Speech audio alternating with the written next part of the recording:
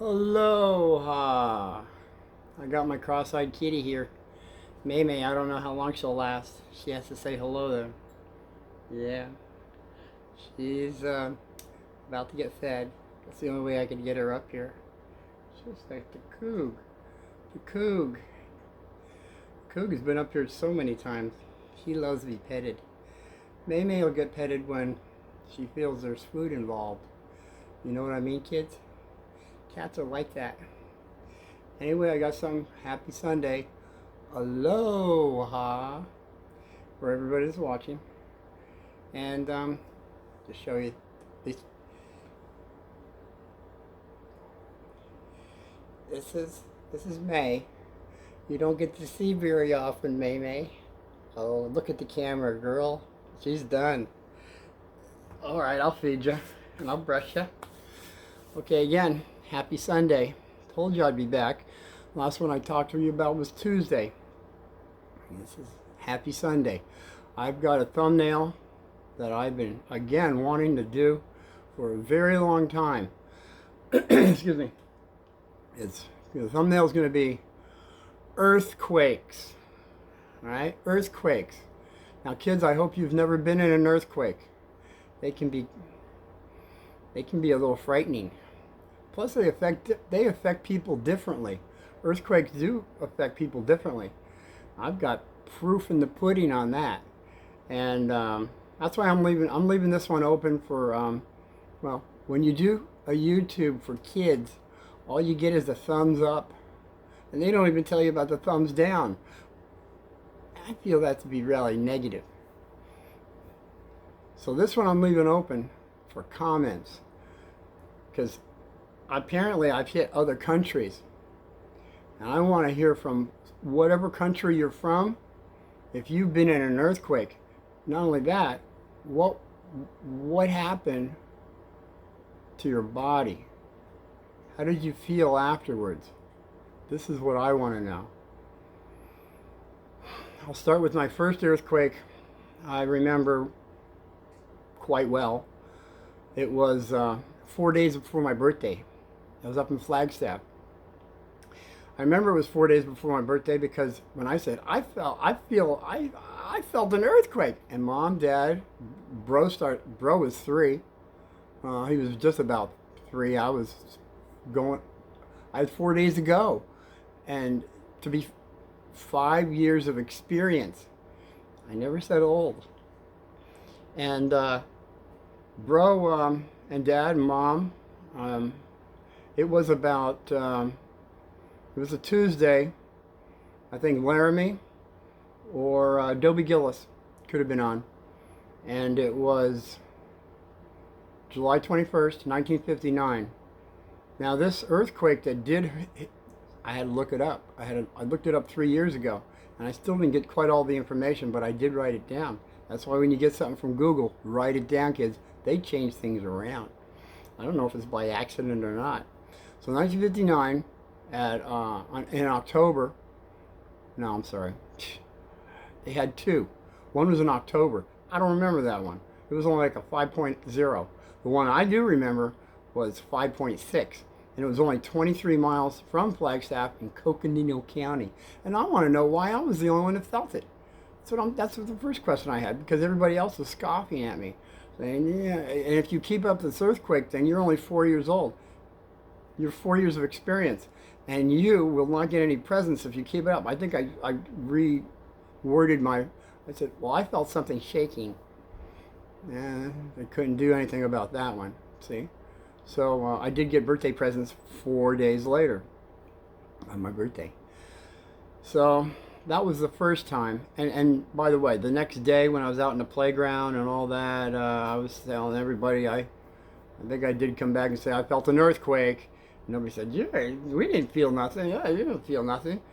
I think it was after my birthday. I wanted those presents. And so nobody remembers feeling anything, is that's what I'm saying, kids. Some people feel things like earthquakes. Some people don't even know they existed. And they were only, in our case, it was only 23 miles away. 5.6, you didn't feel it? Who are these people? So that was the first time. The second time was when I was in Malibu.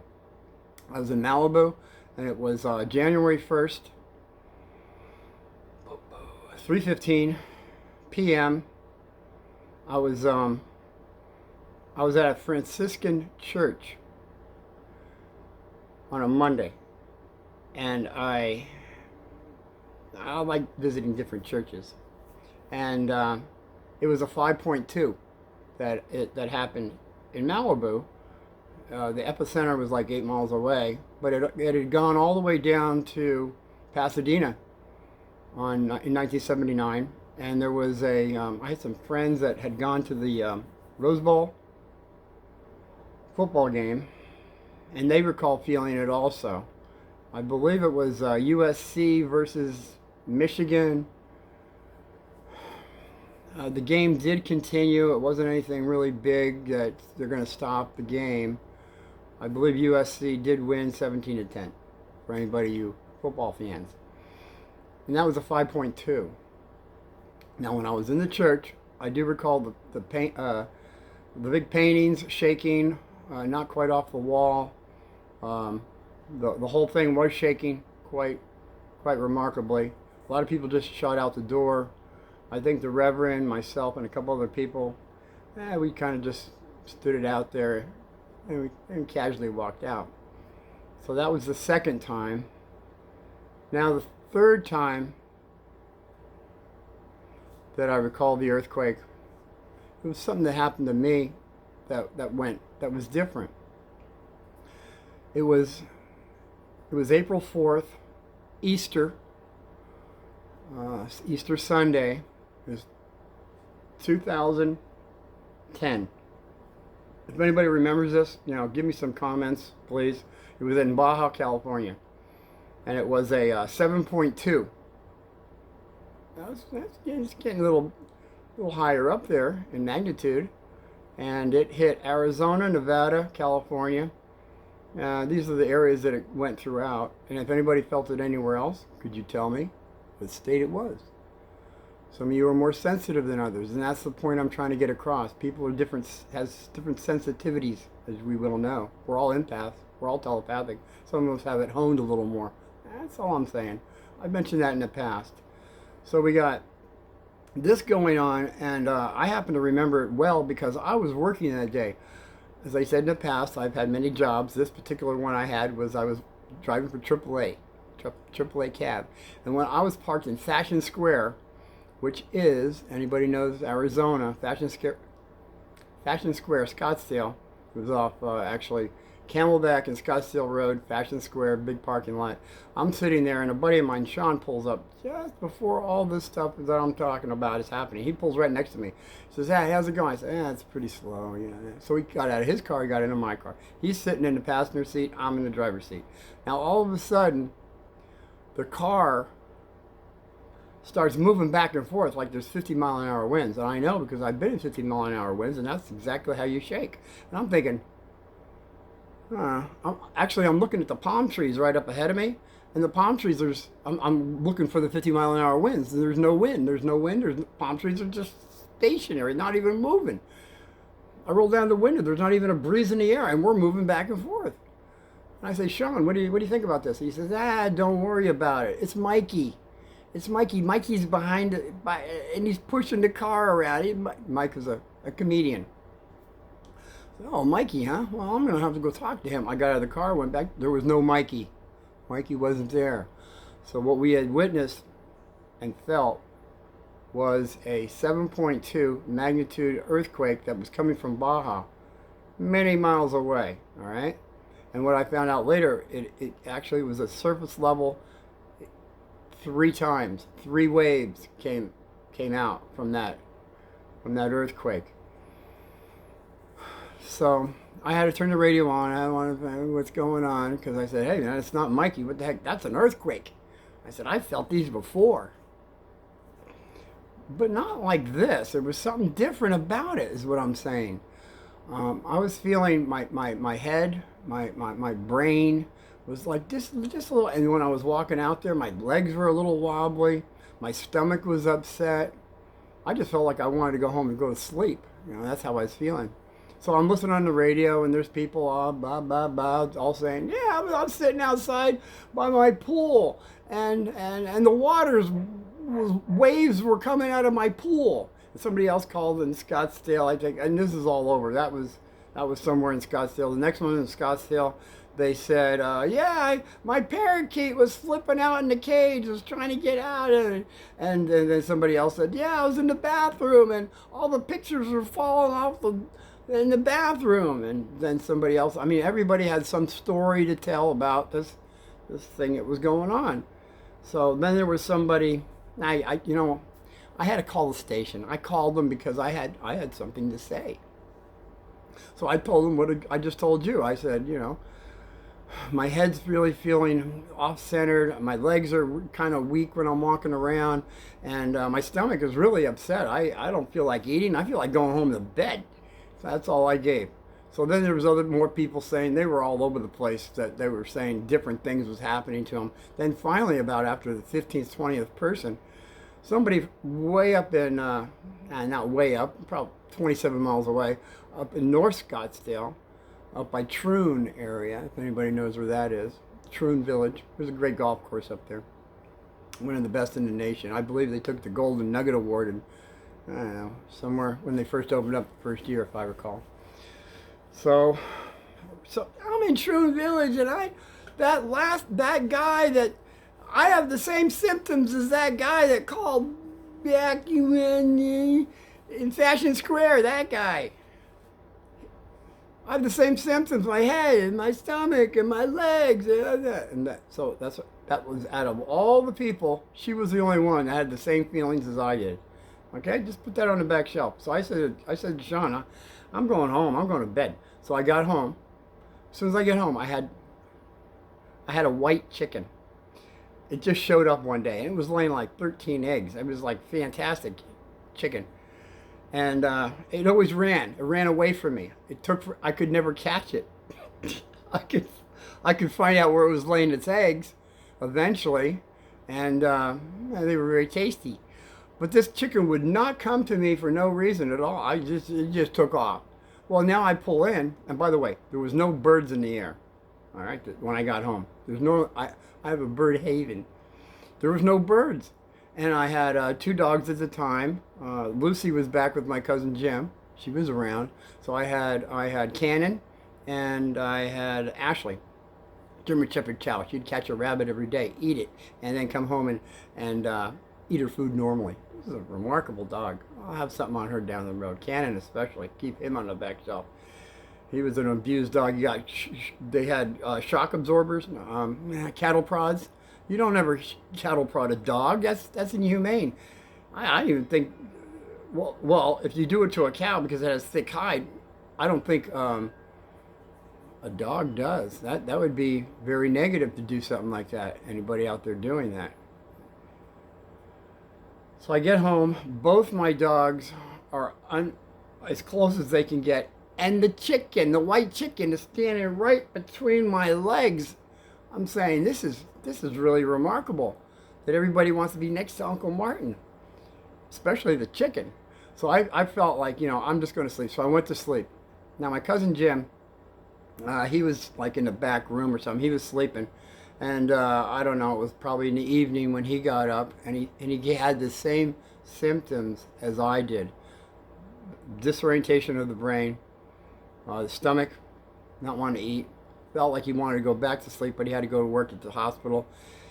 And his legs were a little, it was like, it was like you're on a boat, maybe. You were out on a boat all day, you're fishing on the boat, you come back, you just don't have your sea legs. Is that what they call it? When you're out on a boat a while, you know what I'm talking about, you little boaters out there. You get back on land, it's like, it's a feeling you have. So that was on the third one. I got another one in there, but I don't have time for that. I just wanted to bring up the March 11th, 2012, I believe. Fukushima, the earthquake in Fukushima. Now, that one was a 9.0. Now, that set off some lights for somebody, or actually it turned the lights off if you think about it. everything went kind of dark over there for these guys. In Japan, it was 3 nuclear meltdowns over there in Fukushima. They had 3 hydrogen explosions. And then they had radioactive contamination that went everywhere, all over the planet. Now, this water leaked into the Japan Sea, the Sea of Japan. And from what I realize now, that since if you look at the map, the Sea of Japan leads into the Pacific Ocean.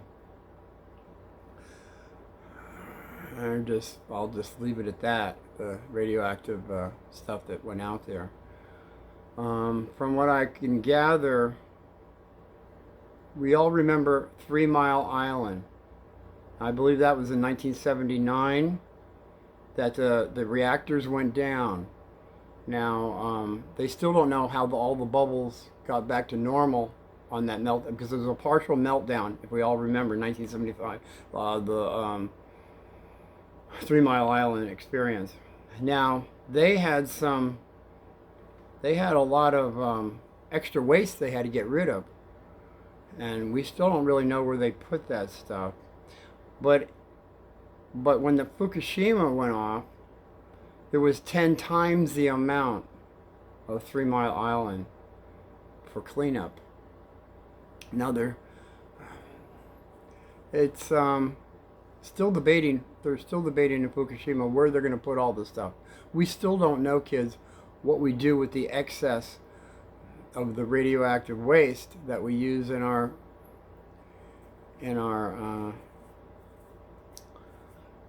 nuclear power plants. So this might be something right up your alley, kids. All you little preschoolers and kindergartners, and all you ones that are having more experience, that are in maybe high school and college, this might be something you might want to think about getting into. What to do with the nuclear waste that they don't know where to put. I know they're putting it in salt mines. I know they put it in barrels, throwing it out in the ocean. And now these barrels are leaking, but nobody wants to talk about that. I don't either. It's just too negative. But we got to do something with this stuff. And I'm thinking, you kids out there, you're going to do a breakthrough. You're going to take this stuff that nobody knows what to do with, and you're going to make something with it. You're going to make something like, you're going to make to where it can be used as an energy source. Or you're going to have it to where the molecular structure, through probably, I'm going to say, some kind of lights, some kind of lasers, that's going to neutralize it and bring it down to a more, not such a harmful level. I'm just throwing some ideas out there for you kids, you super children out there that are listening to Uncle Martin. It's already clicking, because I know you want to help people. I've already told you that. You kids are super children that have come in from other galaxies to come onto this little planet to do helpful things. This is what Uncle Martin's saying. That's why you're here, by the way. I know there's a lot of people saying that the planet's too small. There's not enough room for enough people. This is the big lie. The lie that comes out. The planet's too small. We don't have room for everybody. Well, we already know that our population has gone down immensely. And you kids that are here, thank God you are. There's other people saying there's no more room. So keep the kids that are going to be coming in. There's no room. So let's just not have them. That's really negative, because you kids are the ones that are going to be the problem solvers here. Okay, so I believe Japan right now is getting 24 out of the 60 nuclear reactors. They're cutting back on 24 of them. I am really happy to hear that, because earthquakes can tend to destroy nuclear reactors if we haven't learned that already. And I think that's what they've learned. So even when negative things happen, you can learn and make things more positive, like less nuclear reactors. If anybody has been hit with any type of radioactive particles, I'll have something on that. That'll be, just put that on the back shelf. But for anybody that's been hit with radiation, and we're getting bombarded every day by some level, You're going to want to have some potassium iodine K. This is a great blockage to stop the radiation going to your thyroid. I'm going to have something totally on thyroid. Just put that on the back shelf, how important the thyroid really is. And doctors realize that too, but I don't know how much. I'm sure they do. And also seaweed is very important. Seaweed is going to be about 80% blockage for radiation particles coming to your thyroid. So you're going to want to have seaweed, potassium iodine, which is kind of hard to find sometimes, especially when a lot of radiation is being pumped out there. It kind of goes off the shelf really quick. The other one is a tea. I highly recommend a tea. I'll have teas for you sometime. Put that on the back shelf. The tea that'll take radiation away from you is kombucha. Kombucha tea. I've been drinking it for years now. It's fantastic tea. So that's what I wanted to say about earthquakes. How they have happened, and when earthquakes happen, big ones, that's when the tsunamis come in. All right. As I said in the past, whatever episode it was, where the Highlands of Scotland have sand that didn't come from just down like 4,000 feet. It wasn't from the shoreline. This sand that was up there in the Highlands of Scotland came from thousands of miles away. Thousands of miles. How could this sand? It was a mile-high tsunami that got this sand up on the Highlands of Scotland. The scientists have said so. So I looked up earthquakes. And did you know what that is, kids? Earthquakes don't go past 10. They don't go past 10. Well, we had a 9 in Fukushima, and I know we've had a 10 somewhere, but I just haven't figured out where. I think in Chile. Chile has the most in the world. So anybody, you Chileans out there, if you had any of the symptoms Uncle Martin did, would you leave me a comment, please? Or anybody else?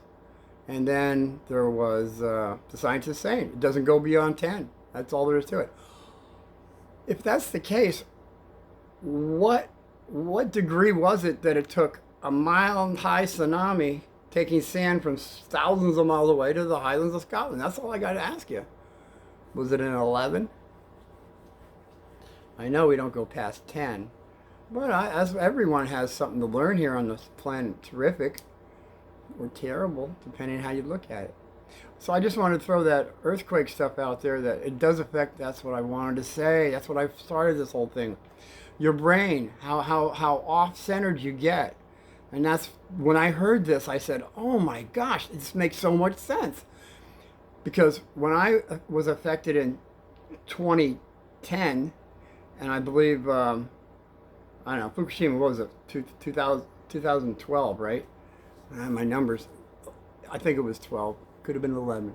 12 for sure. I know it was somewhere to where now the meltdown in the reactors. How did this happen? Well, when that happens, all the electricity goes out. They couldn't close the doors. There was no electricity to close the doors to stop the meltdown. All they had to do, if they had their senses about them, but you don't have your senses. People walk around like zombies usually after an earthquake. You're just thrown off like that. Well, these people over in Japan had the same symptoms apparently, where their brain wasn't working correctly. Everyone had a car outside. They were parked cars outside. They could have ran out there, got all the 12-volt batteries, put them in there, and they could have been able to close the doors. See? Simple little things that we can overlook when an earthquake happens. So I just wanted to put that out there, that we don't think logically or even rationally when these type of things happen. So that's why we have to be on guard, be prepared for outages, whether it be water getting to your house or electricity. That at least get some candles. Have a candle rather than sitting in the dark. That's all Uncle Martin's saying. And as you well know, Uncle Martin is for the light on all different levels. And we'll have something on that too. I've brought it up in the past. So this is a short one, kids. I know your attention span isn't past 20 minutes. I hope I'm within that realm. But if not, hopefully you'll come back and finish what I had to say. And again, I'd like to have some comments from somebody somewhere on this planet. If you can relate to any of the feelings that I had, because not everybody has the same feelings, kids, as you well know. And I still stand with don't hurt people's feelings. It's very negative. So until I see you again, maybe Tuesday, definitely next Sunday. Until then, aloha and be well.